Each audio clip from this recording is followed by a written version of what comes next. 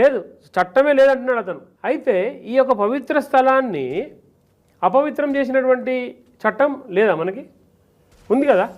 అది కరెక్ట్గా చెప్పాలంటే ఈ సిగరెట్ తాగినాడు అన్న దానికి చట్టం లేదు, యాక్చువల్లీ లేదంటారు. లేదు, దానికి లేదు.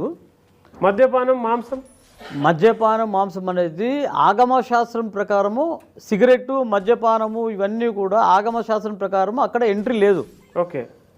అలాంటి చేసిన వాళ్ళని పోలీస్ డిపార్ట్మెంట్ పట్టుకొని వాళ్ళు కిందికి పంపించి తిరుపతికి పంపించి అక్కడ కేసు పెట్టుకోవాలి. అంటే ఎలాంటి కేసులు పెట్టాలంట వాళ్ళ మీద ఎలాంటి కేసులు అంటే, ఇప్పుడు అది న్యూసెన్స్, నేను తాగినా తిన్నా అంటాడు. మీకు సింపుల్ సార్, దీనికి ఏమంటే సెక్షన్స్ లేవు వీటికి. నేను అందుకే ఇప్పుడు నేను ఈ చర్చ ద్వారా నేను ఏమంటానంటే, దేవాదాయ ధర్మాదాయ చట్టాలు మార్చాల్సిన అవసరం ఉంది. కఠినమైన చట్టాలు ఏర్పాటు చేయాల్సినటువంటి దేవాలయ